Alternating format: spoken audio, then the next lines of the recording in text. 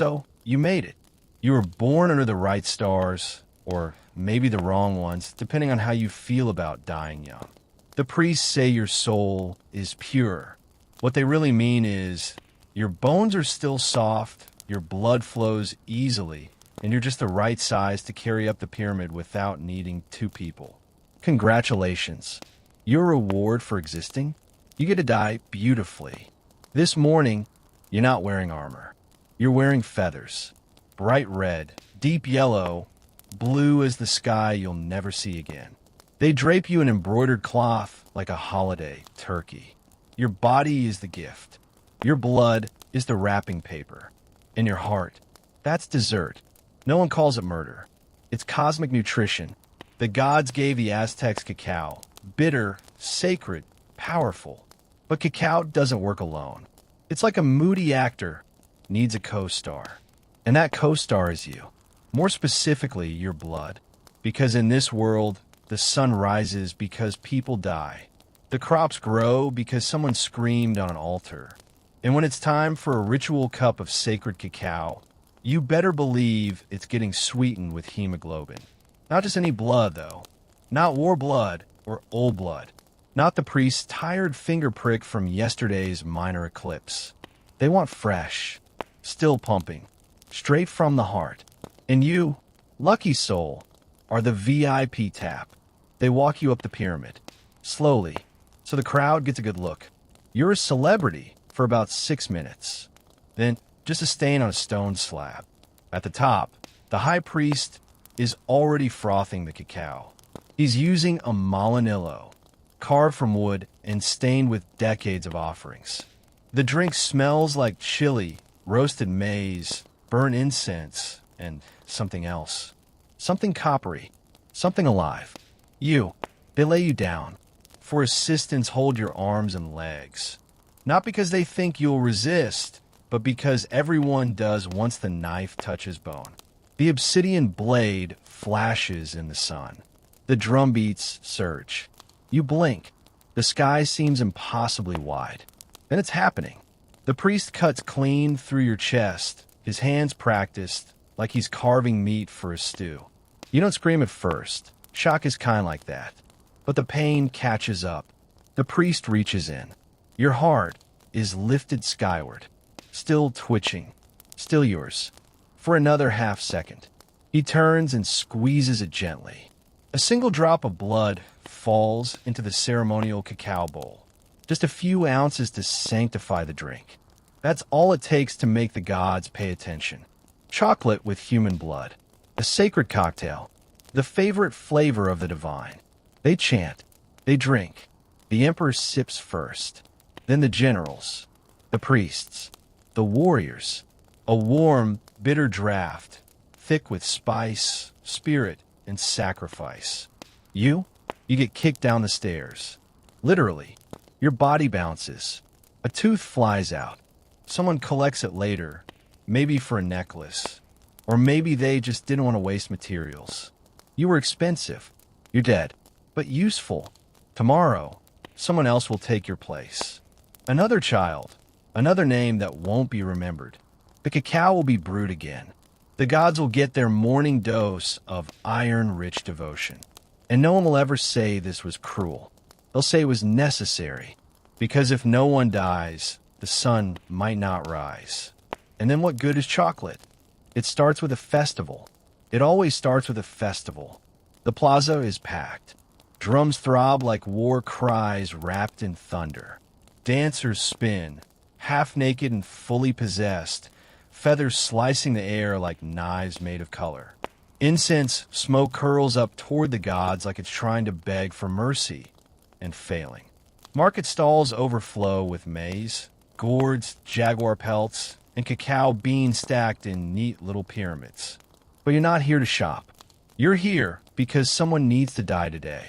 And the gods? They don't take bribes. See, in the Aztec world, money is a weird concept. They had cacao beans as currency, sure. A sack of them could get you a decent cloak, a turkey, maybe a night out with someone interesting. But none of that matters when the sun might fall from the sky, unless someone's chest gets open like a ceremonial envelope. So no, they don't want your beans, or your jewelry, or even your land. They want your heart, while it's still beating. You're not a criminal. You're not a slave. You're not even a soldier caught in war. You're just unlucky. Maybe your village lost a war. Maybe your king gave you up to settle a cosmic debt. Or maybe the priest read your horoscope and it said, Virgo, avoid obsidian blades today. Oops, too late. Either way, you're now an offering. That's the nice word. It makes it sound like you volunteered. You didn't. They lead you to the temple. The cacao is already being prepared in a golden cup, a rare honor. Frothy, bitter, and spiced with chili, it simmers like liquid war. The priest whispers a prayer over it, then dips a small ceremonial spoon in. He lifts it reverently, pours a few drops onto the altar, then nods at you. You know what that means. The gods are ready, and they're thirsty. You're not gagged. That's the worst part. They want your cries to reach the heavens. The screams are part of the recipe, proof that the heart was taken while the soul still remembered what pain felt like. They push you down onto the stone slab. It's cold, always cold, no matter how hot the sun is. 4 strong arms pin you down, 1 for each limb. The priest raises the obsidian blade. It's not shaped like a kitchen knife. It's jagged, raw, volcanic. It cuts like reality breaking open. 1 hard strike splits your chest. You try to scream, but choke on the sound. The pain is so big it doesn't feel real. And then he reaches in. Your ribs crack. He pulls with practiced precision. Your heart comes out, still warm, still twitching. He holds it high, face shining with sweat and holiness, and offers it to the sky. Then he turns. He squeezes it. Once, twice. A stream of blood hits the cacao like a sacred drizzle. The brew darkens, thickens. Someone stirs it slowly, carefully, like adding a final ingredient to a love potion from hell. They call it tlakit sali, the precious liquid, the drink of kings, of warriors, of gods, a bitter, burning draught of roasted cacao, chili, and divine essence, topped with a splash of you. And then they drink, not everyone, just the high ones, the priests, the nobles, the emperor himself, if he's in a generous mood. They sip it slowly, reverently, eyes closed, lips pressed to gilded cups, as if the taste alone is a prayer. You're dead before they finish the second round. Your body is dragged away, maybe burned, maybe dumped into the lake. If you were special, maybe you're buried with a few cacao beans. As a tip, but probably not. The sun sets a little redder that night. People say it's because the gods were pleased, but maybe it's just the blood still steaming on the altar steps. You think you know chocolate. You picture warm mugs, maybe some whipped cream, maybe a marshmallow or two. Comfort, indulgence, the soft embrace of childhood nostalgia. But in the Aztec world, chocolate isn't cozy. It's holy. It's dangerous. And it's got a flavor note they never print on a wrapper. Sacrifice. The Aztecs didn't drink their chocolate sweet. They drank it like war. Hot, bitter, spiced with chili so strong it could burn a confession out of you. Served in gold cups. Stirred until it frothed like battle foam. And if it was really sacred, they added the one ingredient that separated mortals from gods. Blood. Not animal blood. Not symbolic blood. Real, human, freshly squeezed from his still beating heart blood.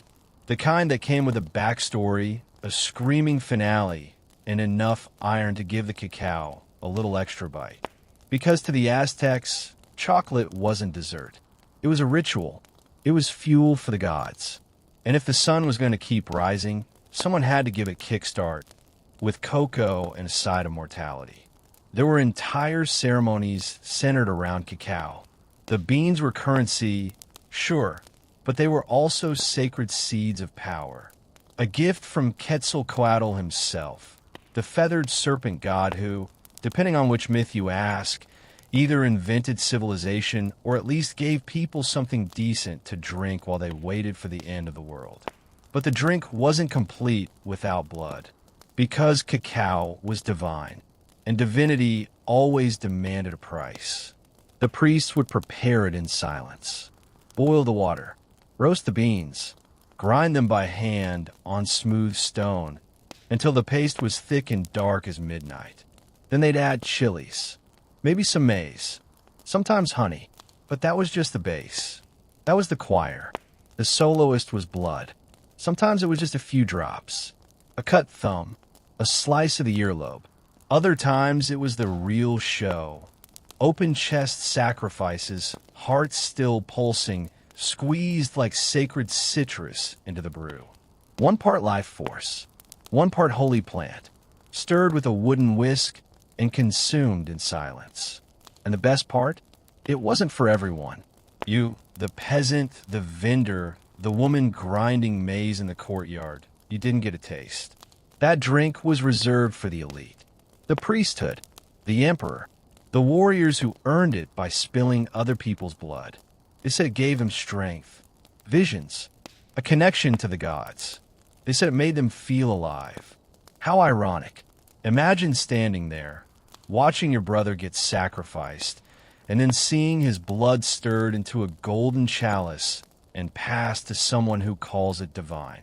Imagine dying, and your last contribution to society is being turned into a spicy energy drink for the high priest who's late to the eclipse ceremony. But it wasn't cruel. Not to them. It was sacred. It was necessary.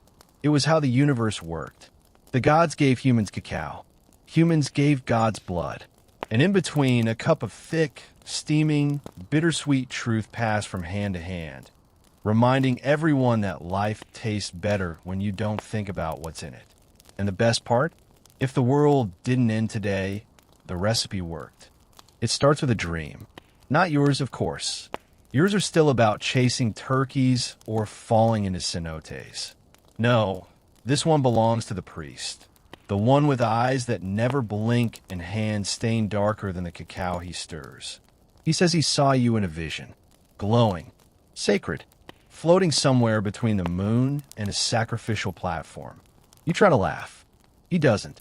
Now your mother is crying into her cloak. Your father is silent, staring at the fire like it might give him an answer the gods clearly already have. You're chosen, they say, a divine honor. Your village is beaming. The corn will grow. The river will stay kind.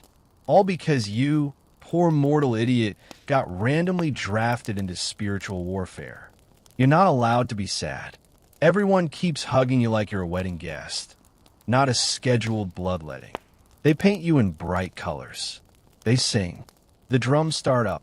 There's a feast, because nothing says sacred destiny like your neighbors stuffing their faces with tamales while you contemplate how sharp obsidian is. The priest tells you the gods love you, which is Aztec for you're about to die for someone else's sunrise. Being chosen means you get special treatment. Not the fun kind, the ceremonial kind.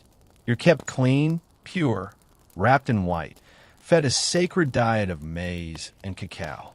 It's supposed to prepare your spirit. What it really does is keep your blood rich and flavorful for the divine palate. Yes, even your flavor is regulated. The cacao you drink now isn't the regular kind either. It's spiced, enhanced, a pre-sacrifice tonic meant to open your heart, calm your mind, and, let's be honest, make you easier to work with on the stone slab. You ask the priest if it'll hurt. He smiles and tells you pain is part of the offering. Translation, yes. They teach you prayers, tell you stories of warriors who became stars. They say your sacrifice will echo across the heavens, that your blood will mix with the God's essence in the sacred brew and keep the universe turning. That's a lot of pressure for someone who still trips over their own sandals. The night before the ritual, you're marched up the pyramid one last time. Not for death yet, but for ceremony. They rub you with copal smoke. They whisper blessings. They give you one last sip of spiced cacao, thick, bitter, warm. You're told to be proud. You're not. And then comes the morning. The sky is cruelly beautiful. The crowd is larger than usual. Maybe it's because of the eclipse. Or maybe people just really love watching someone else be holy. The priest calls your name, or what's left of it. You're already fading from person to prophecy. The drums thunder. The crowd chants. You step forward like you're brave, but really, you've just run out of options. As you climb the pyramid, you realize this is what being chosen means in Aztec theology. You're not special. You're useful. You're fuel. You're sacred kindling in the great celestial bonfire. And when your blood spills and the cacao is stirred with the last drop of your soul, the priest will raise the cup high and thank the gods. But they won't thank you. It starts like any other game. The sun's high. The drums are pounding. The crowd's buzzing with anticipation. You've got two teams, a heavy rubber ball, and a stone hoop placed high up on a wall for no sensible reason. It's like volleyball, soccer, and psychological warfare all mashed into one, with slightly more human sacrifice at the end. It's called Alamalisli, the Mesoamerican ball game, a sacred sport, a ritual in motion, a cosmic metaphor where every bounce of the ball represents the struggle between light and darkness, which is poetic until you remember someone's going to die at the end, and that someone might be you. Now, you're not a professional athlete. You're just a village kid who once kicked a gourd really well. But somehow, that was enough to get noticed. And in this society, getting noticed often leads to heart removal ceremonies and your skull getting turned into stadium decor. So here you are in the ceremonial court, wearing a padded loincloth and an expression that says, mildly terrified but trying to look cool. The ball is solid rubber, nearly 9 pounds, and moves like a cursed rock possessed by the jaguar god. You're not allowed to use your hands. Only your hips, elbows, knees, and raw desperation. The crowd screams. Priests chant. The emperor himself watches from a gilded platform, sipping blood-spiked cacao like it's a Netflix binge and you're his favorite tragic character. You manage a few decent plays. A hip shot, a near miss at the hoop. But the other team, well, they've clearly sacrificed fewer brain cells to survive this. One of them nails a perfect pass, and just like that, the score swings. You feel your stomach drop. Not from nerves, from existential dread. Because here's the thing about Aztec sports. It's not just about winning. It's about appeasing the gods. You see, the ball court is a sacred space, a cosmic battleground representing the eternal war between night and day, life and death. And when the game ends, it doesn't really matter who played well. What matters is who the priests say needs to die to keep the sun running on time. In some games, the winners are sacrificed, a final honor. In others, it's the losers. And today, you're pretty sure you're not getting the trophy. Your coach, a warrior who's already missing 3 teeth and probably a few regrets, whispers, "Play like your soul depends on it." You smile weakly. It does. You fumble the ball. It skids past. The crowd groans. The drum beats shift. That's the sound of fate changing tempo. The high priest steps forward. He lifts his hand. Your team is chosen. Suddenly, the game doesn't feel like a game. The court isn't a court. It's an altar with sidelines. The players aren't teammates anymore. There's sacrifices in motion. You're ushered to the temple. There's no time to shower or argue. You're still sweating when they place the ceremonial cloak over your shoulders. A great honor, they say. You will play forever in the afterlife. Yeah, thanks. At the top of the pyramid, the cacao is already brewing. Thick, dark, waiting. And you? You're about to become extra flavor. The knife rises. The crowd cheers. You've gone from athlete to offering in under an hour. Your heart is lifted skyward. A drop of blood falls into the cacao bowl. The priest stirs. The emperor drinks. The sun rises the next day. Apparently, you did your job. You didn't start your day thinking you'd be a human sacrifice. Okay, maybe you did, because you're a slave in the Aztec Empire. And if history has taught you anything, it's that being poor, foreign, and conveniently available makes you prime candidate number one for becoming someone else's divine blood latte. You were probably captured in battle, or sold in a market, or born to a mother who made the fatal mistake of existing at the wrong time. You spent most of your life grinding maize, carrying water, and trying to stay beneath notice. But now, someone's noticed, and they think you'd make a fantastic corpse. But not just any corpse, a ceremonial one. Because Aztecs didn't just kill people, they curated them. And you're about to find out what it's like to die as a VIP. First, they strip you. Not in a humiliating way. More like they're prepping a canvas. Because you're no longer a person. You're a living, breathing prayer. A gift wrapped in skin. They anoint you with sacred oils, rub your body with yellow ochre, red clay, and maybe a little charcoal for flair. Next comes the costume. Yes, costume. Feathers. Jewelry. Jaguar pelts if they're feeling fancy. You might even get a headdress taller than you are. Your body becomes a walking, twitching billboard for mythological symbolism. To the crowd, you look like a god. To yourself, you look like a very nervous piñata. You're paraded through the city like a celebrity. Children throw petals. Elders chant. And your only thought is, how many steps are there to the top of the pyramid? Spoiler, too many. Some say it's an honor. A holy duty. That dying this way guarantees you a front row seat in paradise, where you'll follow the sun across the sky like a spiritual groupie. But here's the thing you never volunteered. Honor is a lovely word. So is ornament. You're mostly the second one. By the time you reach the top, your feet are blistered, your nerves are shredded, and the priest is waiting with his favorite obsidian blade. The one that's been passed down like a family heirloom and rarely disappoints. He smiles. Not because he's cruel. He genuinely thinks you're lucky. You're not. They lay you on the stone. Your costume rustles. A feather falls from your headdress. You hear the crowd below, roaring, cheering, praising the gods as if this is some divine halftime show. You feel the blade before you see it. Then the pain. Blinding. Cosmic.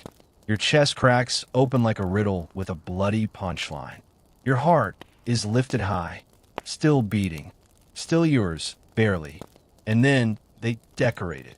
They place your heart in a ceremonial bowl. It's cradled in flowers and chocolate, because yes, even now, cacao is involved. A priest drinks from the sacred brew moments later, and your blood becomes part of a god's breakfast. At least you look good. Your body may be dumped into a sacred ditch, or burned, or buried under a temple. Or, if you were really photogenic, your skull might end up on its Tzimpanli, a lovely rack of heads designed to impress foreign dignitaries and terrify everyone else. But hey, you died with style, which is more than most slaves got. You wake up to the sound of drums and the smell of burning copal. It's dawn, time to bleed again, not metaphorically, not emotionally, literally, into a bowl. Because the gods are cranky, the sun needs fuel, and your body is basically a leaky, warm-blooded donation center that never closes. Welcome to your spiritual routine. You don't get to start the day with stretching or cacao. No, you start it with a sting, a slice, a ritual jab to the ear, the tongue, the thigh, or anywhere else you can squeeze out some holy red juice. Why? Because the universe runs on blood, into the sacred power bank, keeping it charged. You're not a priest. You're not a warrior. You're just a person, a peasant, a vendor, a kid.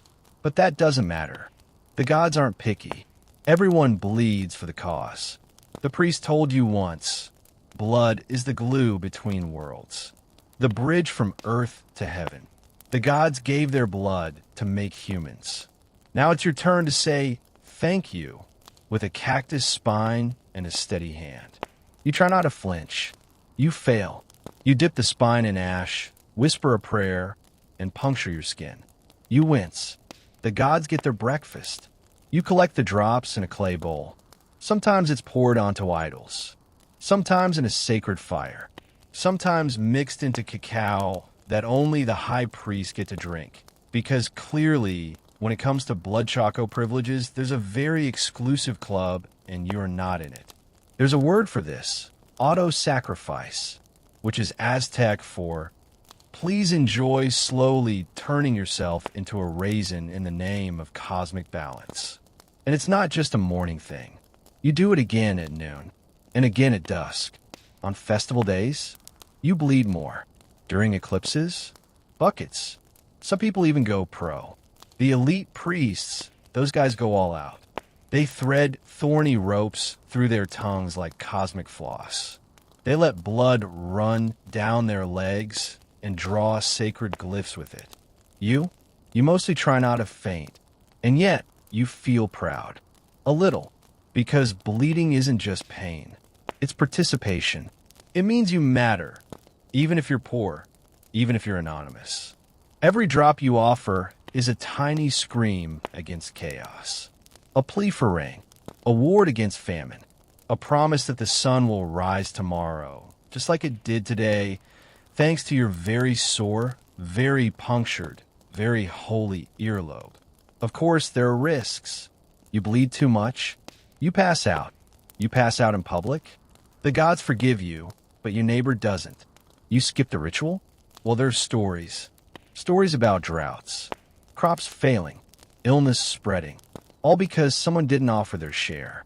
You like to stop, just once, just sleep in, but you also like eating, breathing, not being blamed for the death of the cosmos. So you prick your skin again. Drip, drip, drip. Into the bowl it goes. And somewhere, a priest stirs cacao with a silver spoon and says the world is still in balance. Thanks to you. Sort of. You were born with symmetrical cheekbones. Big mistake. In most places, good looks might land you a few compliments, a better marriage, or maybe a modeling gig if you're lucky. But in the Aztec Empire, being beautiful is like walking around with a glowing "sacrifice me" sign on your forehead. Especially if you're really, really pretty, the kind of pretty that makes priests start whispering and artists start sketching. Because in this empire, beauty isn't just admired. It's interpreted. If you're beautiful, it must mean the gods have plans for you. And by plans, they mean ritual death. Let's say you're a young man with an elegant nose and a voice like honey. Congratulations. You might just get chosen to impersonate Tezcatlipoca, the god of the night sky and cosmic trickery. Sounds cool, right? Being the avatar of a god, walking through the streets in divine regalia, adored by the masses? Sure, until you realize this role has a strict 365-day contract, and on day 366, your heart gets cut out in front of an audience. They give you everything: fine clothes, music lessons, chocolate, multiple wives, flower garlands, foot rubs, you name it. You're the rock star of the empire. Girls want to touch your hem. Children follow you in the streets. Even nobles bow. But everyone knows how this story ends, including you. And for beautiful women, oh, the stakes are just as bloodstained. Let's say you have the misfortune of looking like Quetzal, the goddess of beauty and love. You might be paraded around during a fertility festival, bathed in perfume, dressed in white, and fed only the finest things for days. You're a living statue of divine femininity. And then they tie your hands, cut your throat, and use your blood to anoint the soil. Because nothing says we honor your beauty like returning it to the earth in liquid form. It's not just the high priests making these calls either. The community joins in. Look how lovely she is, they whisper. Surely the gods must want her. You smile politely, while mentally checking the calendar for upcoming festivals that involve knives. You try to be humble. You try to downplay your glow. Maybe you smear some ash on your face where baggy clothes avoid sunlight. But it doesn't matter. When beauty becomes sacred, you become property, a borrowed gift the gods demand back with interest. Worse still, sometimes they don't even wait for adulthood. Children with striking features are raised from birth as divine vessels. They're trained to walk gracefully, to speak gently, to hold a flower just so. And all the while, everyone knows their final lesson will be how to lie still on a stone slab. You'd think there'd be some way to opt out. Some bureaucratic form. A note from your village doctor. Too hot for ritual murder. Please excuse. No such luck. So you start hoping for blemishes. Scars. Something. Anything to make you less desirable. Acne becomes a survival tactic. A crooked nose? A blessing. A limp? That's practically divine insurance. But the truth is, in a world where beauty is spiritual currency, you can't bank it, only spend it. And eventually, the debt comes due. You're worshipped. You're exalted. You're dressed like a deity and fed like royalty. And then, in front of the crowd, they lift your heart skyward and call it gift. Let's talk about your calendar. Not your cute little planner with doodles and appointment stickers. No. You live in the Aztec Empire. Your calendar isn't about meetings or birthdays. It's about cosmic doom. Repeating, unavoidable, highly specific doom. You don't just keep track of days. You track eras, whole world cycles. Because according to your worldview, this isn't the first version of Earth. It's a fifth. That's right. The gods have rebooted humanity 4 times already. And guess what? They're not done. The first world? Destroyed by jaguars. The second? Swept away by wind. The third? Burned to ashes. The fourth? Drowned in a divine flood. And now, you're living in the 5th world, this sun of movement. A beautiful name for an era predicted to end in earthquakes and screaming fire. So yeah, your calendar is a little intense. But it's not just one calendar.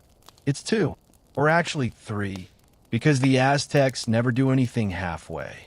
First, there's the Tanalpwali, a 260-day sacred calendar that dictates when you can hold ceremonies, make sacrifices, or cut your own earlobe to appease a particularly cranky deity. This one's spiritual, personal, and weirdly accurate at predicting your bad days.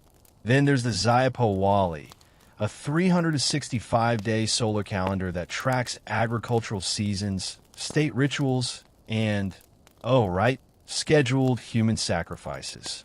Just in case the gods need a reminder that you still care.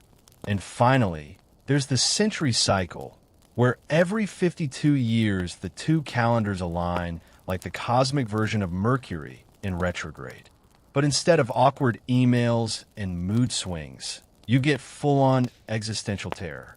When that 52-year cycle completes, the Aztecs stop everything. Fires are extinguished. Food is hoarded. People stare at the sky like it owes them rent money. Because if the gods don't restart the sun during the new fire ceremony, well, that's the end. Not symbolically. Actually, you wait, heart pounding, as a high priest lights a flame on the chest of a freshly sacrificed prisoner. If it catches, great. The sun rises. You party for 5 days straight. If it doesn't, well, at least you won't have to worry about farming anymore. But the real kicker? These calendars don't tell you how to live. They tell you how to fear. Every day is governed by a combination of signs and numbers that determine its energy. Some days are lucky. Others are cursed. Some are perfect for starting a war. Others are ideal for spilling your own blood to prevent a thunderstorm from decapitating your corn crop. You think you're having a bad Tuesday? Try being born on Forallen, the day of earthquakes and planetary vengeance. Congrats, you'll grow up strong, intense, and probably die horribly. Unless you die heroically, in which case, you might come back as a hummingbird. Maybe, So when people later claim the Aztecs predicted the world would end in 2012, what they really mean is that the calendar just reset, like a terrifying cosmic stopwatch clicking over to zero. No fire, no screaming, just a long silence, and a new countdown, which honestly is worse. You wake up at dawn, the sky turns gold, birds sing, farmers stretch. Somewhere, a priest sharpens an obsidian blade. Because guess what? That sunrise didn't just happen. It was bought, paid for, pre-ordered with blood and guts and screaming. And maybe, just maybe, it's still being negotiated. See, in Aztec mythology, the sun doesn't run on gravity and nuclear fusion. It runs on fear, sweat, and sacrifice. Specifically, the kind that involves open chests and missing hearts. Because the gods, they're not solar-powered. They're organ-powered. Let's back up.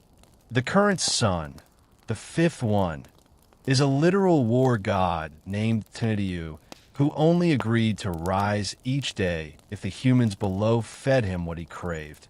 Fresh, living hearts. Not metaphors. Not love. Actual, still warm human organs, yanked out on a stone slab by a guy in feathers with nerves of steel and a blade so sharp it could split atoms. This is not a joke. It's cosmic payroll. The Aztecs believed that every sunrise was a victory, but a temporary one. Tonatiuh isn't guaranteed to rise tomorrow. He's got options. He's dramatic. He's petty. And unless you fuel his journey across the sky, he might just take his golden chariot and drive it straight into oblivion. So when you see those priests marching up the steps of the Great Pyramid with a bound prisoner, know this. They're not being cruel. They're being practical.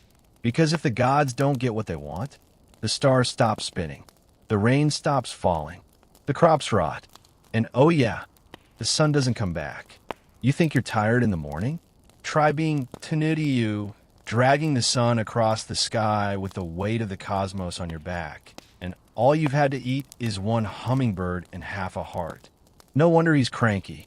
That's why there are temples, and pyramids, and wars that exist for the sole purpose of gathering hearts. Because without fuel, the gods grow weak. And weak gods don't hold up the universe. There's even a name for this, the Flowery Wars. Sounds romantic, right? Like a Shakespearean drama filled with poetry and swordplay. Nope, it's just ritual combat staged to generate a fresh batch of sacrifices. Not for territory, not for revenge, just to make sure the sun shows up for work. So when people say the Aztecs were obsessed with death, they're missing the point. The Aztecs weren't obsessed with dying. They were obsessed with living, and what it took to keep that life from collapsing into divine silence.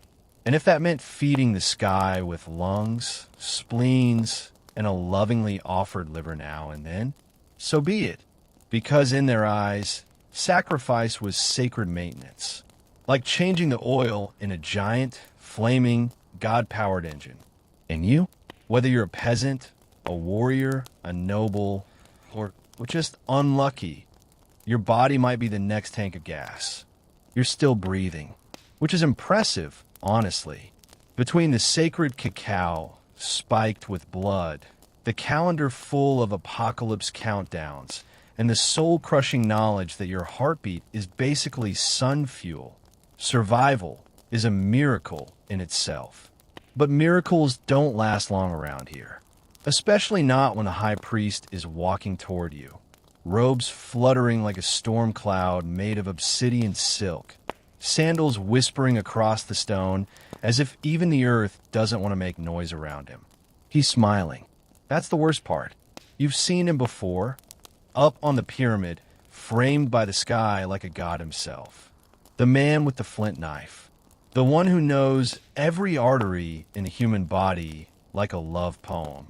His hands have sent hundreds of hearts skyward, beating one final time in service of Tonatiuh. And now, he's calling your name. Not in anger, not even in command. In reverence. Because you've been chosen. Not because you're evil, or unlucky, or even particularly annoying. No, you've been blessed, which in this world is shorthand for they're going to carve open your torso in front of a cheering crowd. It's an honor. Everyone says so. Mothers weep with pride. Neighbors pat your shoulder. Priests talk about how your sacrifice will nourish the cosmos. Keep the rain falling, keep the maize tall, and the sun from crashing into the ocean like a flaming drunk bird. And the high priest? He looks at you like he already sees you in the stars. That smile, calm, almost tender, never fades. Even as he gestures for you to kneel on the cold stone slab, surrounded by incense and chanting. Even as he lifts the knife, glinting like it's made of frozen fire. Even as your ribs begin to understand what sacrifice really means. Because to him, you're not a person anymore. You're a gift, and gifts don't scream. You lie back on the sacrificial stone. It's slick, cold, and older than anything you've ever touched. Generations have died here, right where your spine rests. You swear you can still feel the pulse of all the hearts that came before you. Echoes inside the stone, waiting to welcome you. The crowd is silent. The wind dies down. Even the birds seem to know what's coming. Then the drums begin, low and slow, then faster. Boom, boom, boom. Like a countdown, like your heartbeat, like a warning you're too late to heed. The priest leans in. You can smell the copal on his breath. He murmurs a prayer to the gods, a promise. He asks them to receive you kindly, to accept your essence, to drink deep of your courage and make the sun rise again. He presses his hand to your chest, finds the beat. You want to speak. You want to ask if it'll hurt. But you already know, because this isn't about pain. It's about power. And the priest? He's the middleman between your terrified, twitching body and eternity. You close your eyes. You don't see the knife descend. You just feel the pressure, the sudden absence of breath, the staggering sensation of being cracked open like a sacred fruit. The priest's hands are fast, skilled, almost delicate. He doesn't fumble, doesn't hesitate. He lifts your heart high, blood streaming down his arms, and shouts your name to the gods like it's a battle cry. And the crowd? They cheer, because you just bought them another sunrise. That's your final moment. Being useful. Now, far below the temple, a scribe writes your name into a codex. Maybe they spell it wrong. Maybe they get distracted. Or maybe they just forget. But the priest remembers. The gods remember. And the sun, rising like it always does, remembers you too. Until it gets hungry again. It starts with a flute. A soft, haunting note in the courtyard. You hear it, and every hair on your neck stands up. Because that sound, that's not music. That's a countdown. You spent the past year as a living god. Literally. Not metaphorically, not spiritually, not in a he's so dreamy kind of way. No, you were chosen, anointed, and dressed in the finest feathers, jade, and gold to walk the empire as Tezcatlipoca, the god of night, war, and general cosmic mischief. The Aztec pantheon's top-tier nightmare fuel. And it was glorious. People bowed to you. Nobles offered you food, gifts, concubines. You didn't lift a finger. You had dancers, drummers, servants. The streets cleared when you walked by. Kids sang songs about your smile. Priests called you beloved of the heavens. Even the emperor nodded politely when you entered a room. And he's supposed to be a god, too. You were worshipped, revered, celebrated. And now, you're out of time. Because being a god in the Aztec Empire isn't a permanent gig. It's a loner identity. You rent the role for a year. 12 short months to be divine. And then they kill you. Not in secret. Not quietly. Not with a peaceful cup of poison and a pat on the back. No. They march you through the capital like a celebrity on death row. Your hair is perfectly combed. Your body oiled. Your face painted. Your handed flutes. Yes, plural, to play your own funeral music as you walk yourself to the altar. Talk about a power move. And everyone's watching, not crying, not mourning, because they love this. This is their favorite part. The moment the divine becomes meat, the sacred becomes sacrifice, the god reduced to bones. It's not betrayal. It's cosmic theater. You knew the rules when they picked you. Well, actually no. You were a handsome prisoner of war with symmetrical cheekbones and good posture. And the priest said, "This one'll do." But after the first week of feasting and feather robes, you caught on. You were never meant to survive. Still, it's hard not to feel something when the crowds gather. The flutes begin, and the pyramid looms ahead. This stone is your red carpet. The priest, your executioner with a glowing resume. The gods, they're watching, hungry, impatient. You don't resist. Why would you? The whole past year, you've been told you are Tezcatlipoca. And the god? He doesn't beg. He finishes his performance. At the top of the pyramid, the ritual begins. First, they strip off your ornaments, the gold, the shells, the jaguar pelts. You're bare again, human. Then they break the flutes you played.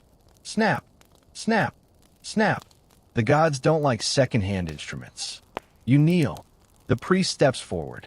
The knife gleams. One clean stroke to the chest. Then another, and another. They don't just take your heart.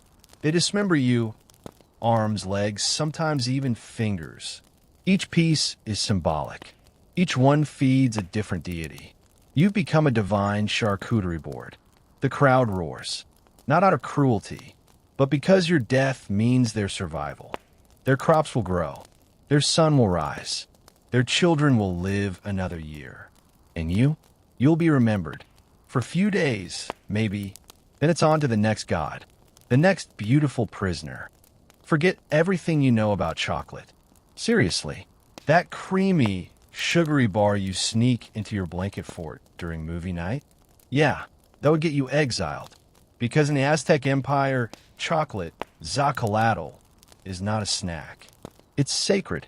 A bitter, gritty, frothy brew served not for comfort, but for ceremony, power, and sometimes, yes, execution. No marshmallows. No whipped cream. Just cacao and blood. Let's start with the basics. Chocolate comes from cacao beans, and to the Aztecs, these aren't just beans. They're gifts from the gods, specifically from Quetzalcoatl, the feathered serpent deity who, among other things, brought civilization, agriculture, and a high-end drink menu. The beans themselves are currency, literal money. You could buy a turkey hen for 100 beans or a night with a prostitute for 8. Yes, someone actually tracked this. But when those beans are crushed, frothed, and mixed with chili, water, and sometimes maize, now you've got liquid power. Who gets to drink this bitter sludge? Not peasants, not farmers, not children coming home from a long day of herding corn.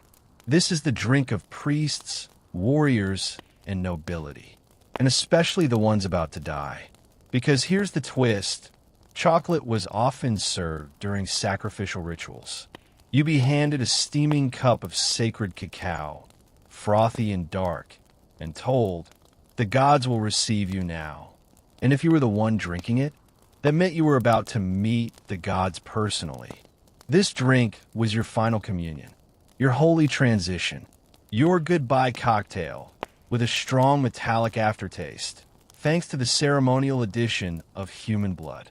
Yes, blood. Sometimes your own. Sometimes from a priest's pierced ear.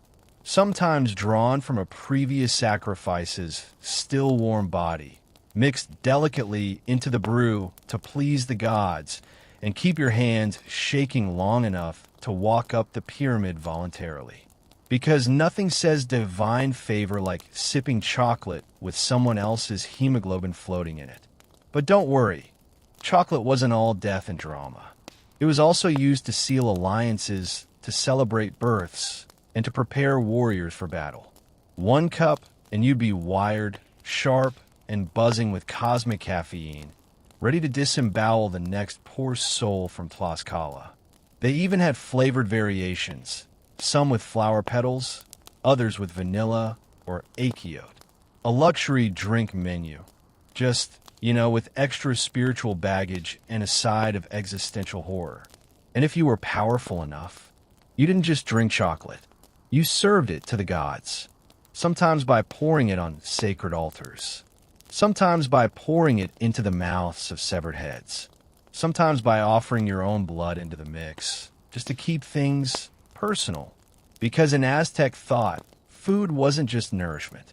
It was reciprocity. The gods bled for you. So now, you bleed for them. Even your chocolate wants a piece of you. You see it before anything else. Rising above the jungle canopy like a stone exclamation point.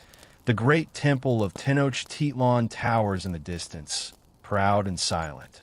Its twin peaks stab into the sky like teeth, each one dedicated to a different god who demands payment in the currency of human flesh. To an outsider, it's beautiful, grand, inspiring. But to you, it's the world's most terrifying escalator. And at the top is not salvation. It's a knife. This isn't a place of quiet prayer. This isn't where you go to meditate or confess or light a candle for grandma.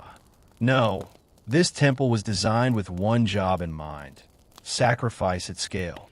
2 staircases, steep and narrow, race up the pyramid's face. One for Huitzilopochtli, the sun and war god. The other for Tlaloc, the rain god who, despite being in charge of water, has a deeply ironic fondness for blood. At the summit, 2 shrines sit like grim thrones. One has a brazier filled with copal smoke. The other? Probably still sticky. You know what's coming next. Because when the Aztecs built this place, they weren't thinking spiritual retreat. They were thinking logistics. How fast can we get thousands of prisoners up these stairs? How efficiently can we extract hearts? How quickly can we roll the bodies down without tripping over the last guy? And let's talk about that. Because yes, they rolled the bodies down. After the priest carves the heart out with an obsidian blade sharp enough to split your soul in 2, the body is pushed down the pyramid steps like a particularly disturbing slinky. By the time it hits the bottom, it's mostly formless. Then it's hauled off to a butcher temple. Yes, that was a thing, where limbs are removed, skulls are cleaned, and if you're lucky, someone will boil your thigh meat for stew.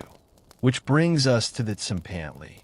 That's the skull rack, a long, horizontal scaffold made entirely for mounting human heads like grotesque trophies. Each one pierced through the temple and left out for everyone, kids, elders, tourists from other city-states, to admire and quietly whisper, "Glad that's not me." It's not a secret. It's a message. This is what it costs to keep the sun moving. This is how you nourish the gods. This is the price of civilization. And you might be next. Because the temple never stops. Even when there's no war, the priests find volunteers. Prisoners. Slaves. Peasants with suspicious dreams. Beautiful young men chosen to impersonate gods. Someone always climbs those stairs. Someone always feeds the flame. The Great Pyramid doesn't care about your backstory. It doesn't care how pure your intentions are. It just needs your blood to keep things running. And no matter how many hearts are offered, the hunger never ends. The year is 1519. The drums are still beating. The temples are still bleeding. And the empire of the Mexica, what you call the Aztecs, is in full bloom. Crops are growing. Skull racks are full. The gods are mostly appeased. And chocolate flows like sacred espresso through every noble household. Life is as stable as a pyramid built on bones can get. And then, the boats arrive. Giant floating beasts made of wood, trailing smoke and Catholicism, gliding in from the sea like thunderclouds with beards. The people gather along the shores of Veracruz. Priests whisper. Warriors squint. Children point. No one's quite sure what they're looking at. Except maybe one thing. These men look suspiciously like gods. Or at least, they smell like them. Strange, foreign, spiced with sea salt, metal, and a lack of bathing. Word travels fast to Tenochtitlan. They say the prophecy is coming true. They say Quetzalcoatl has returned. They say this tall, pale man named Cortez might just be the feathered serpent himself, back from exile, glowing with divine mystery and suspicious levels of facial hair. So what do the Aztecs do? They roll out the blood-soaked red carpet. Montezuma, who's had better weeks, sends emissaries with gifts, gold jewelry, ornate masks, featherwork so delicate it could shame a hummingbird, and yes, chocolate, spiced and steaming, served in ritual cups. Because nothing says hello, possibly divine guest, like luxury snacks and precious metal. But here's the thing, the gifts aren't just bribes. They're tests. If this guy really is a god, he'll appreciate the offering and move on to the spirit realm, or wherever gods go when they're satisfied. If he's not, well, maybe the gold will distract him long enough to not invade the capital. Spoiler, he does both. Meanwhile, Cortez and his men are trying to make sense of what they're seeing. Cities bigger than anything in Europe. Temples dripping with gore. Chocolates served like champagne. And a ruler who welcomes them with trembling reverence and enough treasure to melt the economy of Spain. They're confused. They're impressed. And they're already planning the slow-motion backstab. But for now, the Aztecs treat them like honored guests. They show them the marketplaces, the floating gardens, the pyramids where sacrifices are made live, with front-row seating and complimentary cocoa. And the Spaniards? They nod politely. They sip the bitter brew. They pretend not to gag. They watch hearts get torn out like it's dinner theater. Because that's what it is. To the Aztecs, showing a sacrifice is like introducing someone to your national anthem. It's culture. It's pride. It's this is who we are. You give them your best gifts. Your best blood. Your best smile through clenched teeth. And behind it all, there's a hope that these foreign gods might see your greatness and leave you in peace. Instead, they see gold. They smell power. And they realize you bleed just like everyone else. It starts with a dream, or a drought, or a bad omen involving a bat sneezing during an eclipse.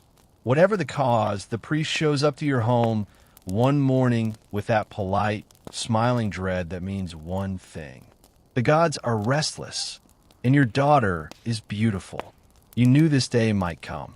She's 12, maybe 13, quiet, graceful, the kind of child who walks like she's floating and braids her hair, just like her mother did. You thought you had more time. But then again, time in the Aztec Empire is slippery, measured in rituals, not birthdays. The priest calls her a flower maiden. Sounds poetic. Feels like a curse. She is not being punished. She is being honored. Chosen. She will wear the finest cotton. Her skin will be painted with sacred symbols. Her wrists adorned with bells, so even her footsteps sound holy. And you, lucky parent, will be praised for your divine generosity. You will also cry yourself to sleep for the rest of your life. But no one will talk about that part. The ceremony begins days in advance. She's kept away from you, purified in sacred water, anointed with oils and ash. She is taught to sing the right hymns, to smile for the crowd, to walk up the pyramid without shaking. Because this is not a sacrifice of fear. It is a sacrifice of joy. The priests insist on this. They say it's important that the gods see her smile, that her spirit be clean, that her death be beautiful. You try to believe them. The day arrives, and it is a spectacle. The plaza is packed. Drums thunder. Dancers whirl in feathered chaos. The smell of copal smoke clings to everything, trying desperately to mask the metallic perfume of dry blood that never quite leaves the temple stones. She appears radiant, terrified, perfect. The crowd cheers, because that's what you do when someone gives everything. You clap, you chant, You thank the family for being so blessed, so pious, so selfless. They lead her up the pyramid. She walks, doesn't stumble. The bells on her ankles whisper as she climbs. Every step is a prayer, every breath an offering. And at the top, the priest waits. So does the obsidian knife. And the altar, warm from the last girl. You look up, hands trembling. You tell yourself this is for the harvest, for the rain, for the sun. You tell yourself this is holy. And when the drums stop and the crowd gasps, and her heart is raised high and bleeding toward the sky, you clap too, because what else is left? The sun hasn't risen yet, but you're already awake, kneeling on cold temple stone, inhaling the bitter smoke of burning copal, and sipping something that tastes like ambition and ash. Cacao, the sacred brew. Thick, dark, spiced with chili, frothed with ritual, and, if the gods are feeling especially thirsty, tinged with blood. Maybe your own, maybe not. Depends on the day. You're a priest, a man of holy robes, painted skin, and responsibility so vast it could crush a pyramid. You don't file reports. You don't lead sermons. You sacrifice people. This morning is no different. Your first task is self-bloodletting, just enough to humble yourself before the gods. You pierce your tongue, your ear, maybe your thigh. Catch the drops in a bowl. Mix it with cacao. Whisper a chant that roughly translates to, "Please don't let the sun die on my watch." Then you prep your tools. Obsidian knife, razor sharp and still stained from yesterday. Ceremonial headdress, taller than your dignity. Voice, hoarse but steady. You'll need it to chant the names of the gods while holding open someone's chest cavity. And there he is, the sacrifice. He's dressed like a god. Jewels, feathers, a mask he can barely breathe through. He's been dancing for hours, fasting for days, dreaming of this moment since they told him he was chosen. It's an honor. That's what they say. A cosmic promotion. 1 minute you're a prisoner of war. The next, you're divine protein. You lead him up the pyramid steps, each one sticky with history. The crowd chants. The drums pound. You can barely hear your own heartbeat beneath the rhythm of thousands. At the top, there is no hesitation. There is no pause for consent. This is not mercy. This is maintenance. You lay him on the altar. The stone is cold. He arches his back, maybe from fear, maybe from reflex, maybe because the gods want a little flair. You raise the blade. You chant. You slice. The chest splits open like wet bark. He pours out. You reach in, hand steady, trained by years of ritual and repetition. You grip the heart. It's still beating. Always is. You lift it high, blood trailing down your arm like a crimson ribbon, and offer it to the heavens. To Huitzilopochtli, to the sun, to the same sky that would fall if you didn't do this. The body? It's rolled down the steps, head first, arms limp, to the base where others will collect it, perhaps to be cooked, perhaps to be burned, perhaps to be buried in a mass grave so tight it feels like a pile of guilt. You wipe your hands. You sip more cacao. You chant again. Because there's another sacrifice waiting. There's always another. It hasn't rained in weeks. The fields are cracking. The maize is gasping. The rivers are a memory. And the sun overhead is less life-giving orb and more cosmic heat lamp from hell. Everyone's looking up at the sky like it owes them money. And then someone whispers the name no one wants to hear out loud. Tlaloc, rain god, storm bringer. And the reason everyone is suddenly side-eyeing your youngest child like he's holding an umbrella made of gold. You knew the rituals. Of course you did. Every Aztec did. Tlaloc doesn't want words, or incense, or fruit. Tlaloc wants tears, real ones, from children. Because the more they cry, the better the chance he'll bless you with rain instead of more fire-colored sunsets and withered crops. So yes, congratulations.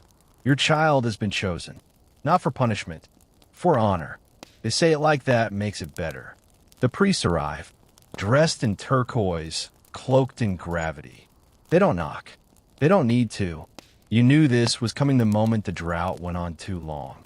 And now, all you can do is hold your child close and try to smile while your insides unravel. They dress him in feathers and paint. He's 5, maybe 6, barely old enough to understand why people keep calling him Gift. They bring him to the mountains. Tlaloc's house, the highlands where the mist touches the rocks and the gods are said to live just beyond the clouds. The ceremony is brutal in its beauty. Other parents are there too, blank-eyed, hollow, trying not to scream. The children begin to cry, naturally. And the priests? They cheer, because this is what Tlaloc wants. Tears. Not for show. Not because you told them to. Real, terrified, heart-shattering tears. Your child weeps for you. For home. For life. And when the knife finally comes, the sky still doesn't open. But eventually it might. And if it rains tomorrow, people will say it worked. That the sacrifice was worth it. That your son saved the valley. That he joined the gods and sits beside Tlaloc now, smiling down with divine joy and not, horror. You will nod. You will pretend to believe it. Because the alternative is unbearable. But you will never hear his voice again. You will never hold his hand. And next season, if it doesn't rain again, they'll pick another. You're not just a warrior. You're not some mud-smeared conscript swinging a stick in a loincloth. You are an eagle warrior, one of the Aztec elite, clad in feathers, blessed by priests, feared by enemies, and painfully aware that if you don't die the right way, you might as well have died for nothing at all. Because in the Aztec world, death isn't just a matter of when. It's a matter of how dramatic you can make it. A slow death from old age? Boring. A quiet slip into the afterlife in your sleep? Pathetic. A violent, blood-soaked demise in the middle of combat, heart pounding, blades flying, while the sun god himself beams approvingly from above. Now we're talking. You wake each morning in the warrior's barracks to the smell of sweat, wood smoke, and whatever ceremonial ointment was supposed to keep you spiritually aerodynamic.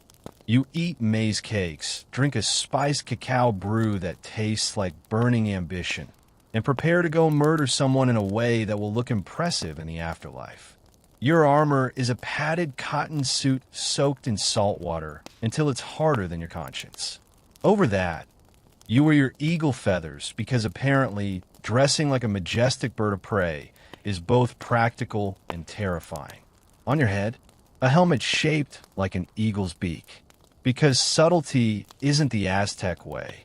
You carry a macuahuitl, which looks like a wooden paddle lined with obsidian razors. Think a cricket bat that whispers, "This is going to hurt," and then keep hurting. You don't kill to kill. You kill to capture. That's the trick. That's the warrior's art. Because prisoners are for sacrifice, and sacrifices feed the gods. And feeding the gods keeps the sun moving across the sky, and that's kind of important. So when you charge into battle, you don't go berserk. You aim to maim, not slay.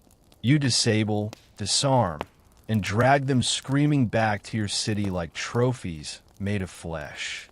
The more prisoners you bring, the more respected you are. Bring a lot?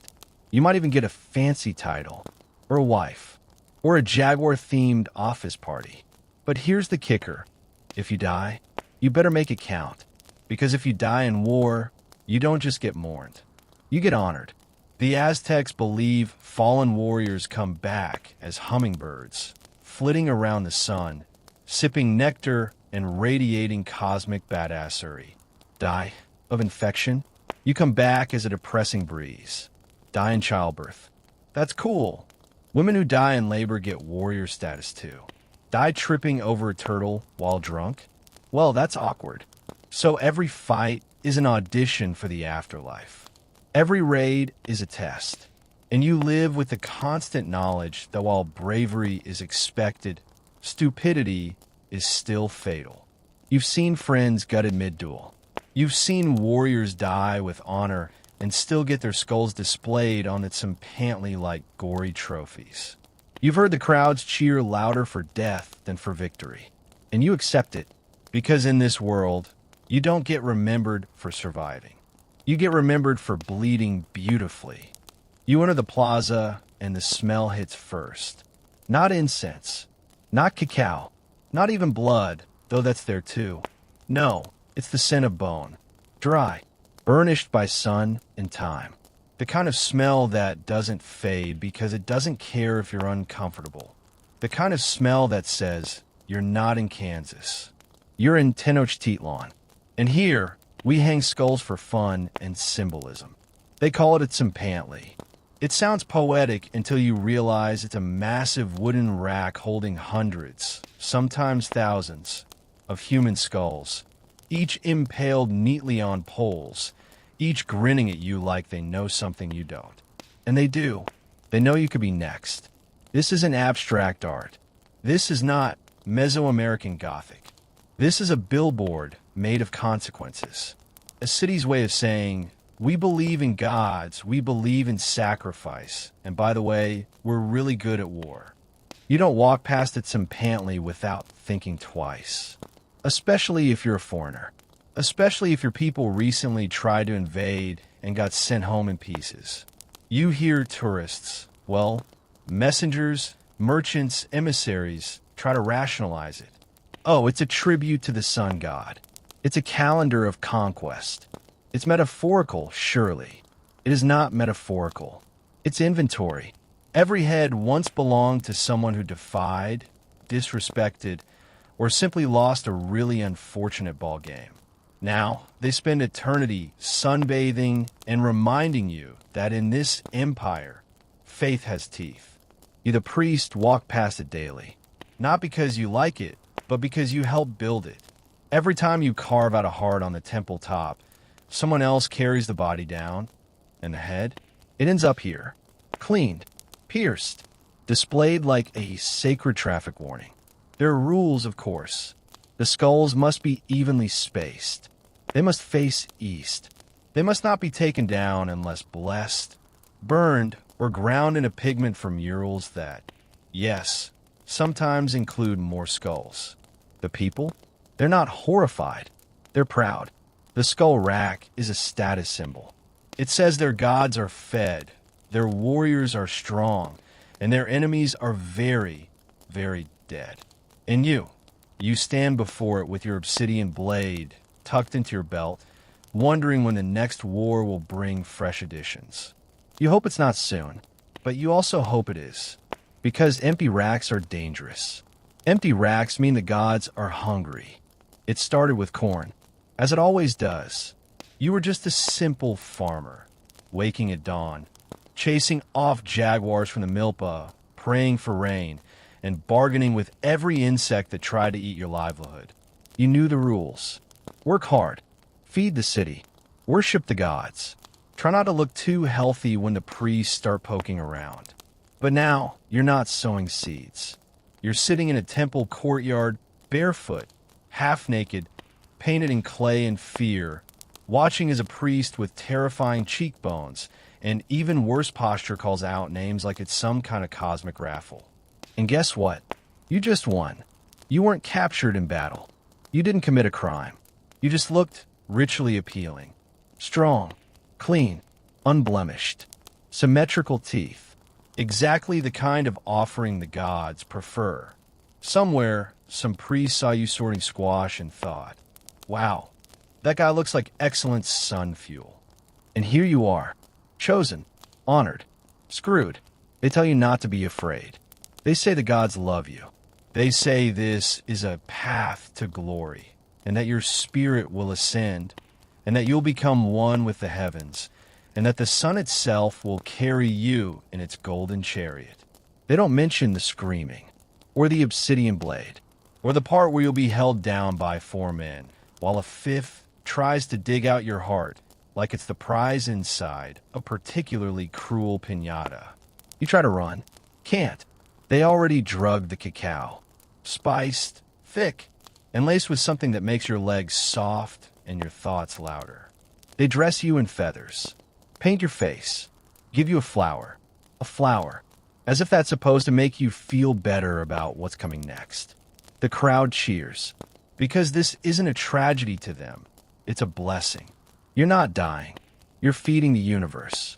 And if you don't, if the priests mess up, if your blood doesn't hit the right altar at the right time under the right phase of Venus, well, then the sun might crash, the crops might fail, and thousands might die.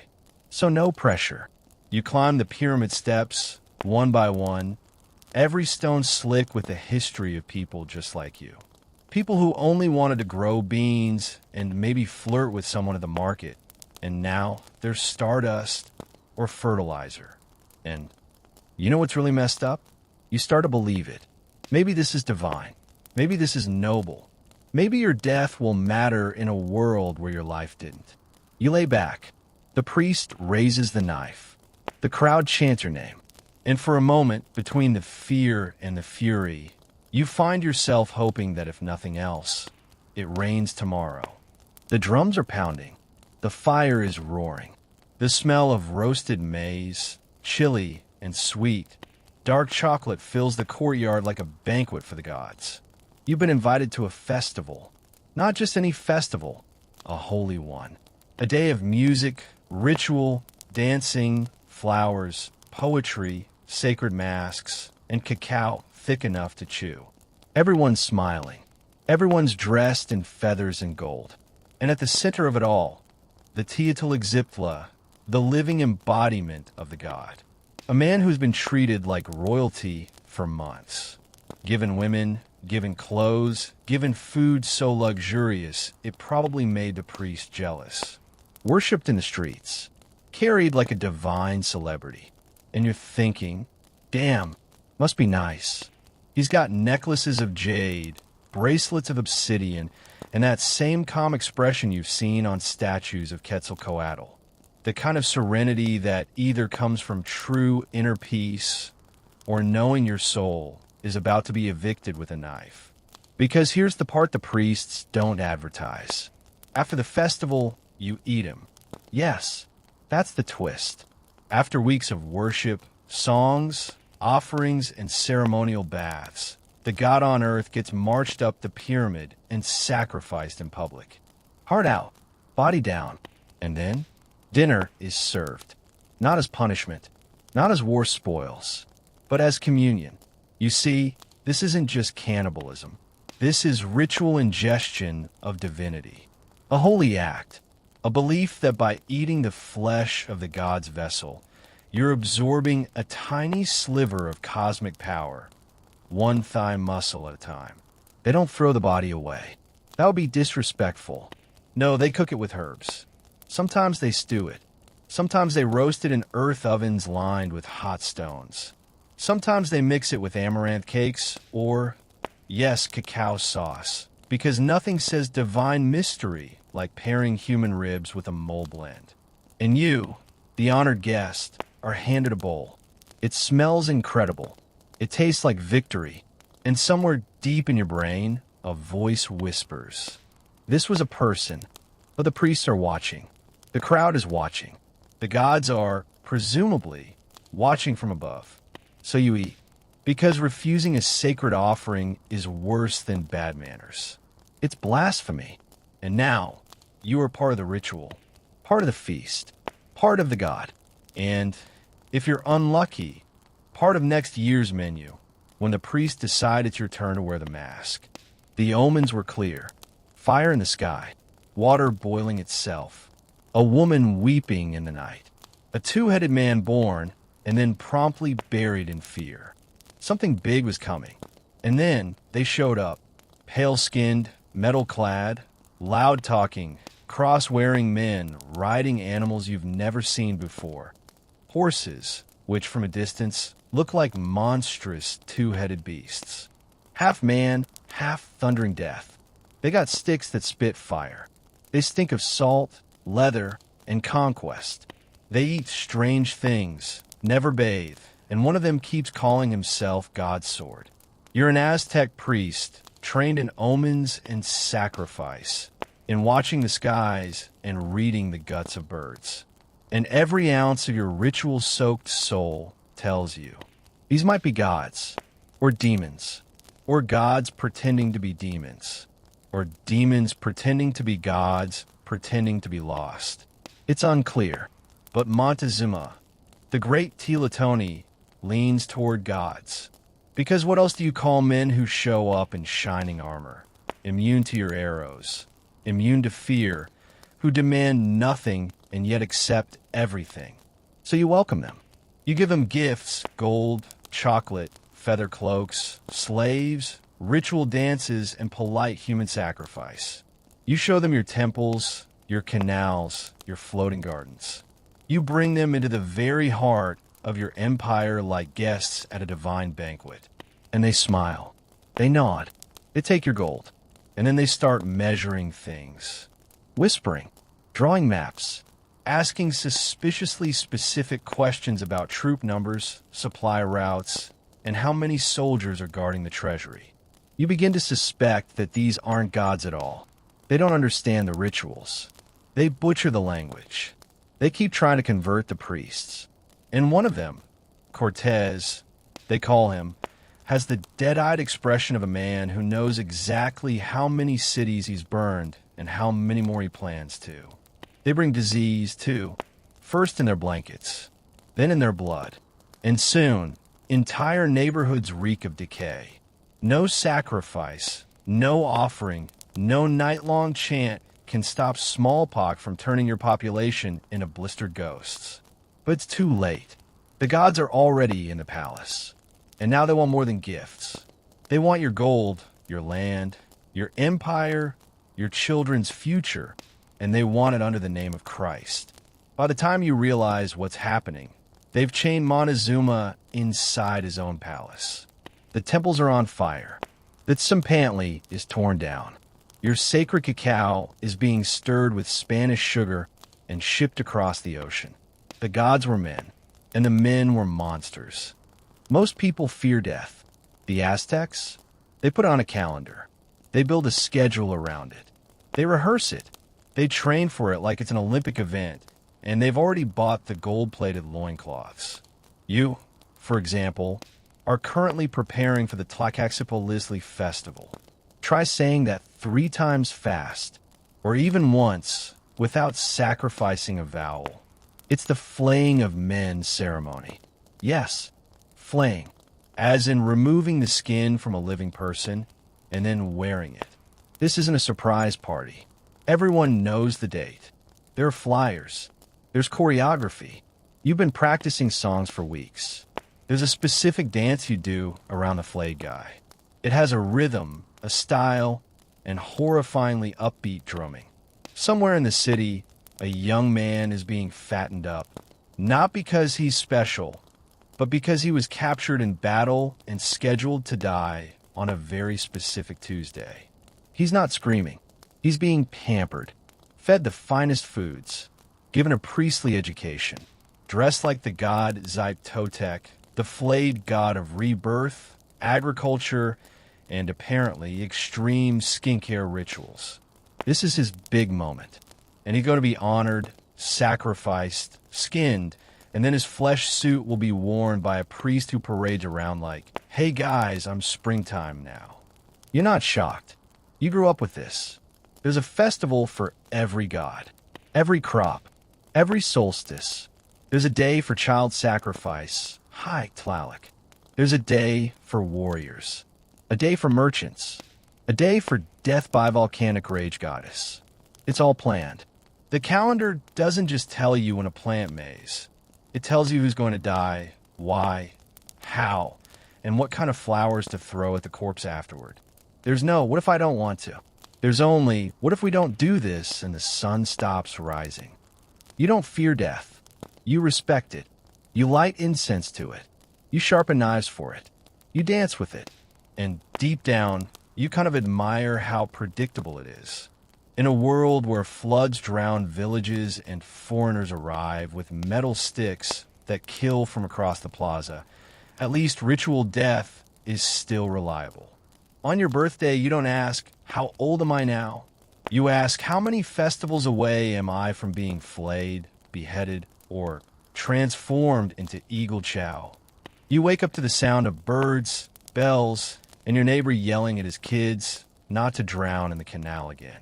Welcome to Tenochtitlan, the glittering, impossible, floating city in the middle of a lake, with temples that scrape the clouds and causeways that cut through the water like God-built highways. You are an Aztec. You belong to the most powerful empire in Mesoamerica. You live in a city made of chinampas, man-made floating gardens engineered with such terrifying brilliance that future archaeologists will assume aliens had something to do with it. You grow maize, beans, squash, chili, and enough amaranth to choke a small army. You're not some cave dweller in a feather skirt. You're a taxpayer, a ritual calendar keeper, a chocolate drinker, an amateur astronomer with a skull rack in the front yard. Your streets are clean. Your markets are massive. Your aqueducts bring mountain water straight to your home. Your city runs on labor, trade, war, and just a casual amount of public murder. Because while you're calculating crop cycles and hosting cacao-fueled poetry contests, there's also a group of priests walking through town, dragging someone in ceremonial body paint, chanting hymns, and holding a knife that makes dental floss look thick. It's a sacrifice day. But honestly, what day isn't? You've normalized it. Your kids are doing math on one side of the plaza, while a guy is getting ceremonially beheaded on the other. It's called balance. The floating gardens keep the people alive. The public executions keep the gods alive. And you're responsible for both. You work your chinampa like it's a holy task, because it is. Agriculture isn't just farming here. It's sacred engineering. Each garden is a rectangle of mud and woven reeds, held together with tree roots and stubborn optimism. You sweat over those crops because the priests say Tlaloc will cry if you don't. And Tlaloc's tears are the only reason the rain falls instead of the volcanoes. So you plant, you pray, you harvest, and then you watch as the finest of your harvest, and sometimes your neighbors, are led up the pyramid for sky delivery. From the top of the Templo Mayor, the view is stunning. Shimmering canals, rows of thatched roofs, glistening lake waters, and a courtyard being hosed off from the last ritual. But make no mistake, this isn't chaos. It's all organized. There are priests for weather, priests for war, priests who do astrology, and priests who handle the messy part with knives and ribs. And the people, they cheer, not because they love blood, but because they love order. Because as long as the rituals go as planned, the sun rises, the empire expands, the corn grows. And because no matter how many skulls line the Tsimpantli, there's something deeply comforting about a society that knows what it's doing. Even if that includes killing you ceremonially while the musicians play upbeat death flutes. You're standing in the heart of Tenochtitlan, a city so dazzling it makes every other capital in the hemisphere look like a wet, thatched hut with dreams. The streets are paved, the canals are glistening, and the temples rise like the teeth of the gods themselves. Your empire is mighty, your gods are fed, and your calendars stretch thousands of years into the future. Life is orderly, brutal, but orderly. And then they arrive. The strangers. Tall, hairy, pale, clanking around in metal like overcooked crustaceans and riding beasts that look like war gods with hooves. They come out of the east, reeking of salt, filth, and smugness. Your emperor, Moctezuma II, is no fool. He's read the omens. He's heard the whispers. He's seen the smoking mountain spew ash and watched the stars flicker like a dying candle. The gods are up to something, and these strangers might be the punchline. So what does Moctezuma do? He rolls out the golden carpet. He welcomes Hernan Cortez and his Spanish cronies with gifts. Jewels, cloaks, cacao, art, and enough gold to make a European pope weep tears of greed. Cortez? He smiles, he bows, and he immediately starts casing the joint like a thief at a jewelry convention. He notes the guards, the storehouses, the weak spots in the wall, and the amount of gold glinting on every surface. Moctezuma lets them into the palace. He treats them like ambassadors. They act like landlords. Suddenly, guest becomes hostage. Moctezuma is no longer an emperor. He's a royal bargaining chip. The Spanish take the palace, then the armory, then the streets. And then they do what all insecure conquerors do when faced with something far more beautiful and advanced than their own civilization. They break it. The temples are ransacked. Priests are stabbed mid-ritual. Gold idols are melted down into ugly little coins. Statues of gods are torn from their altars and replaced with the Virgin Mary, because apparently Jesus doesn't mind being second-hand loot. Moctezuma? He tries diplomacy, then begging, then prayers. In return, he gets rocks to the face from his own people, who blame him for letting these human locusts through the gates in the first place. He dies, either by assassination or humiliation. No one writes it down clearly because everyone's too busy looting, dying of smallpox, or rebranding genocide as divine mission. The city descends into chaos. Streets once lined with flowers and poetry now run slick with blood and smoke. Temples burn. Bodies pile up. The canals clog with corpses and armor. Welcome to First Contact, Aztec edition, where kindness is seen as weakness, generosity is met with bullets, and trusting foreigners ends with your civilization in ruins and your gold sitting in a Spanish cathedral no one in Mexico has ever seen. You don't speak their language. Not the words. Not the tone. Not the strange, garbled grunts they throw around like curses or spells. They talk too fast, too loud, too foreign. But you understand their fire. Because fire doesn't need a translator. You saw it first in the distance, licking the thatched edges of a temple roof.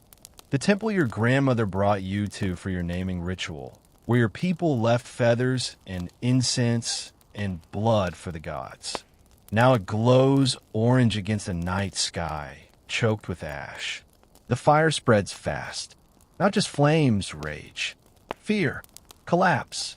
You see priests running, not in ceremonial procession, but in panic, their robes torn, their sacred instruments shattered under boot heels. The calm, orderly ritual that once ruled your world is replaced with chaos. The ball courts become battlegrounds. The canals, once shimmering veins of commerce, now run thick with blood and refuse. You don't know what a musketeer is. You just know they point a stick at your friend, and suddenly he's gone. Not wounded, gone. Like a god sneezed and erased him. You don't know what a cross is, but you've seen them drive it into your temple wall like it belongs there, like it owns the space. And you watch as they shout at your gods, call your sacred statues demons, and smash them like they're cleaning out a bad memory. You don't know who Cortez truly is, only that his eyes look like stone and his smile looks like war. You don't trust him, not because you understand his plans, but because he never looks up when he steps over bodies. But the fire? That you understand. You know what it means when a library burns. When the priest is silent. When the calendar stones are cracked in half and thrown into the lake like yesterday's bones. You understand that something is being unmade. The flames tell you that the rituals are over. The gods have gone quiet. The great drones have stopped. No more chocolate. No more chants.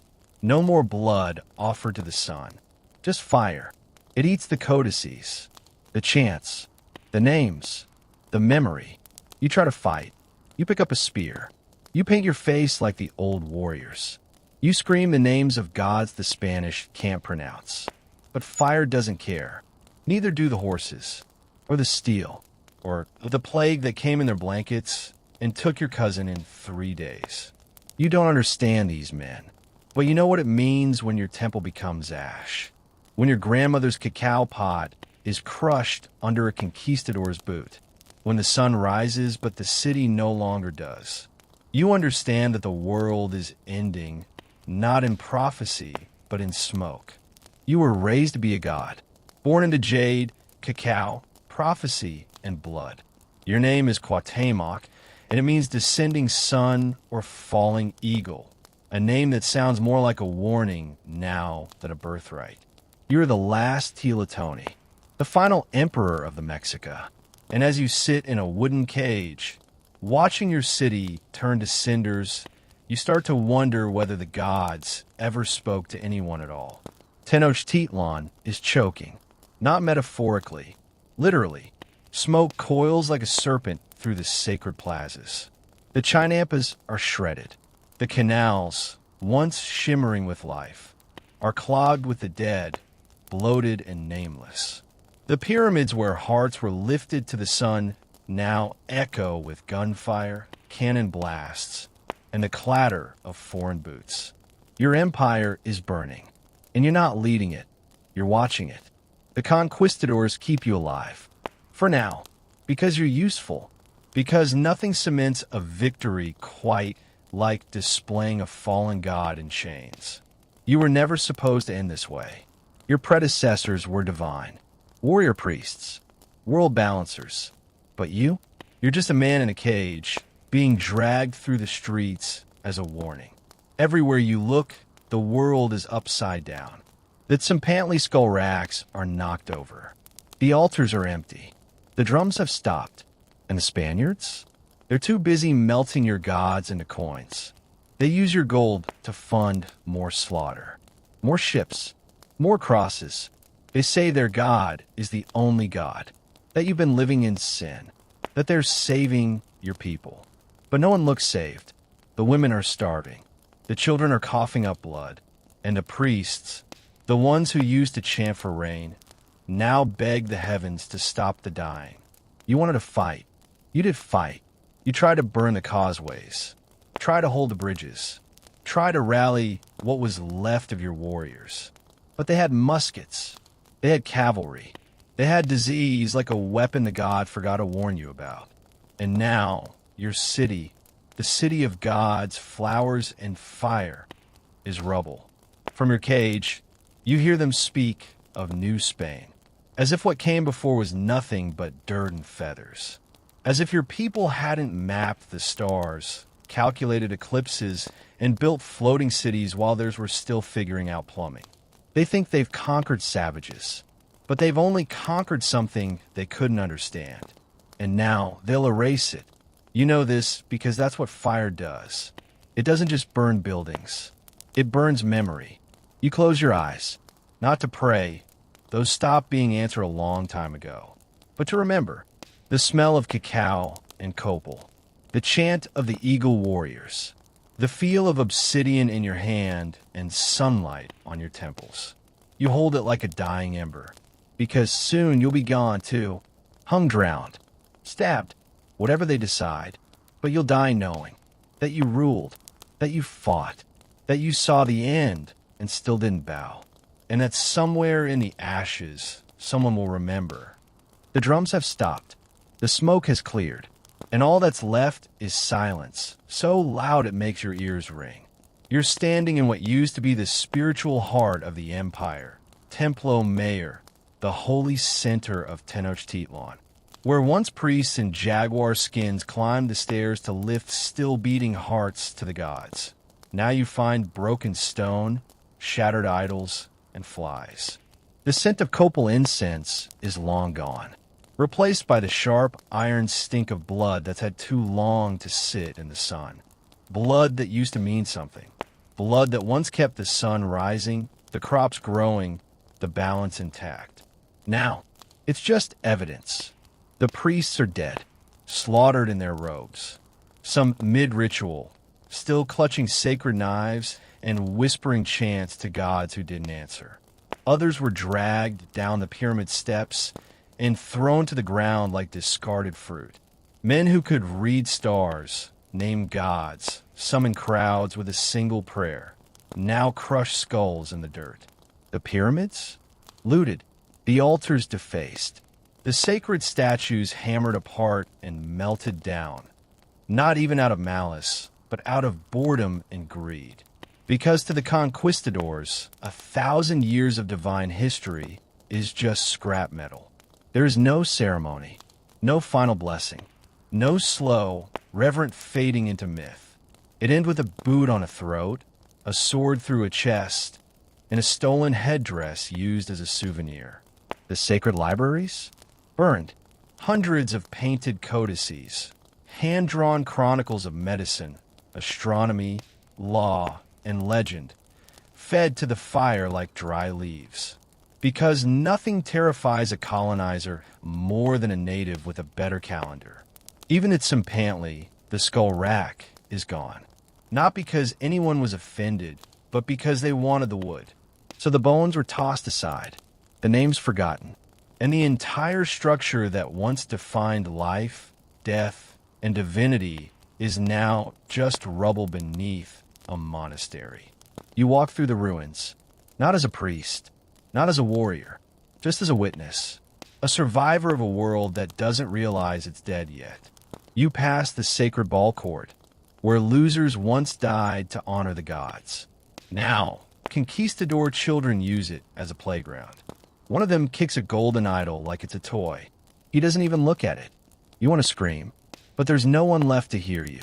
No god, no empire, just a sky that looks the same, even when everything beneath it has rotted. You taste chocolate on your tongue, but it's wrong now, flat and sweet and empty. No blood, no prayer, no purpose, just a bitter reminder that the ritual is over. And the gods, it seems, didn't win. You died screaming, on top of a pyramid that once kissed the sky, with your chest split open and your heart still twitching in a priest's hand. Your name was sung in ritual. Your death fed the sun. Your blood mattered. Now, it's a gift shop. The temple is gone. Or rather, it's beneath something, buried under cathedrals, sidewalks, and decades of polite silence. There's a plaque, though, a tidy little sign that tells visitors. This site was once the center of the Aztec Empire. No mention of you. No mention of what happened on that altar. Definitely no mention of the screaming. Instead, they sell cacao. Organic. Fair trade. Infused with cinnamon and vanilla and just a hint of historical amnesia. Tourists sip it slowly under umbrellas. They take selfies beside a reconstructed stone. They talk about how spiritual the place feels, how connected to the past they are, while biting into a chocolate bar shaped like Quetzalcoatl. The irony? You invented this. The chocolate, the rituals, the very idea that cacao wasn't a treat, but a sacrament. To you, it was sacred. It was for warriors, for gods, for the blood-soaked ceremonies that held the universe together. But now, it's a souvenir. $7.99 at the museum cafe. Comes with a biodegradable spoon. The priest who cut your heart out would weep. Not for your death, but for the fact that no one remembers why it mattered. They walk over the ground where your gods once demanded human sacrifice, like it's quaint. They giggle through guided tours. They mispronounce everything. They say, the Aztecs were a bit intense, huh? And then they buy a calendar stone fridge magnet. The gods are silent. The pyramids are ruins. The blood is dry, and your heart, which once bought another sunrise, is now just a metaphor in some historian's PowerPoint. But don't worry. They say your culture lives on. In Mexican hot chocolate. In Day of the Dead face, paint worn by Instagram influencers. In cheap Halloween costumes and overpriced resort excursions. This is how empires die. Not just in battle, but in translation.